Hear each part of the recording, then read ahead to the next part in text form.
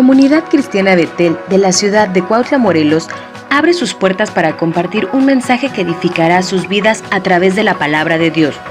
Con ustedes, nuestro pastor, Óscar Hernández.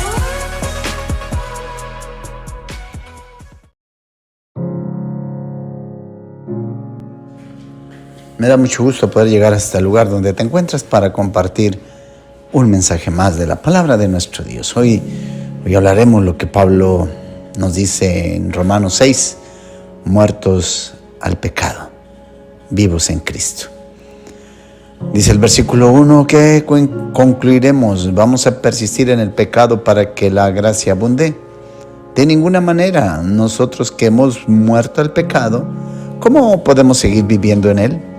¿Acaso no saben ustedes que todos los que fuimos bautizados para unirnos con Cristo Jesús, en realidad fuimos bautizados para participar en su muerte? Por tanto, mediante el bautismo fuimos sepultados con Él en su muerte, de modo que así como Cristo resucitó por el glorioso poder del Padre, también nosotros andemos en una vida nueva. Versículo 5. En efecto, si hemos estado unidos con Él en una muerte como la suya, sin duda también estaremos unidos con Él en su resurrección. Sabemos que nuestra vieja naturaleza fue crucificada con Él para que nuestro cuerpo pecaminoso perdiera su poder, de modo que ya no siguiéramos siendo esclavos del pecado, porque el que muere queda liberado del pecado. Interesante. En este párrafo, Pablo expone la santificación desde el punto de vista divino. Cuando Dios nos ve a través de la santidad de Cristo. Por lo tanto, Él ratifica que uno ha muerto al pecado cuando estamos en Cristo. Ahora, fijémonos en que no dice que el pecado haya muerto para el cristiano, sino que el cristiano ha muerto al pecado. Tanto la experiencia como la escritura dan pruebas de que el pecado sigue vivo, sí. No implica que es imposible que un creyente cometa un pecado, sino que es imposible que siga viviendo una vida dominada por el pecado. ¿Cómo podemos vivir aún en él?, decía el apóstol Pablo. ¿Cómo podemos vivir en el pecado si hemos muerto a él en Cristo Jesús? Los versículos 3 al verso 5 contienen referencias a la muerte, a la sepultura y a la resurrección de Cristo y a nuestra participación con Él en los 3 eventos. No son simplemente hechos históricos, sino experiencias personales, pues por la fe, de una manera interna, y el bautismo, en un simbolismo externo, somos participantes en ellos. Hemos sido bautizados, así lo externaba Pablo. Somos sepultados y como Cristo resucitó, así también nosotros. La vida nueva comienza ahora y será cumplida en el día de la resurrección plenamente, satisfactoriamente.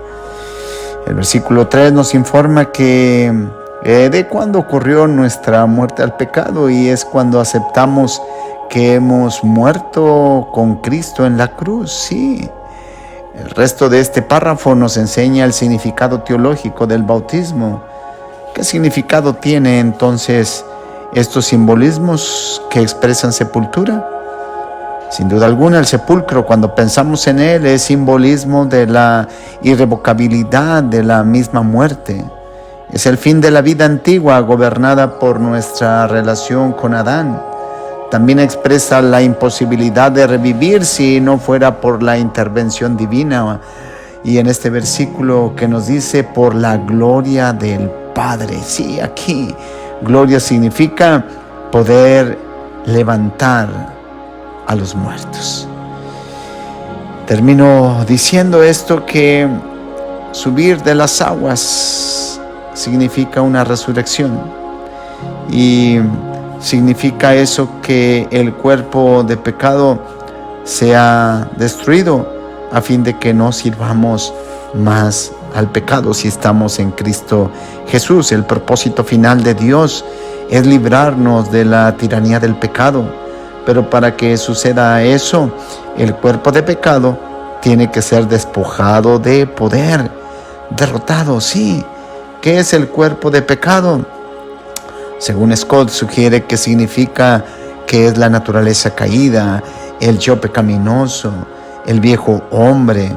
Se refiere a lo que éramos antes en el antiguo estilo de vida, y el cuerpo de pecado se refiere a la naturaleza pecaminosa. Es nuestra herencia en Adán, cierto, pero ahora estamos bajo el nuevo orden de creación en Cristo Jesús. De manera que si alguno está en Cristo, nueva criatura es. Y si somos nueva criatura, entonces hemos muerto al pecado. Ya no abracemos, ya no lo alberguemos. Vivamos una vida intensa, siguiendo los pasos y el ejemplo de nuestro Señor y Salvador Jesucristo. ¡Ánimo! Podemos vivir venciendo al pecado. Que el resto de este día siga siendo favorable a tu existencia. Mi anhelo de todos los días. Que Dios te bendiga. Que Dios te guarde.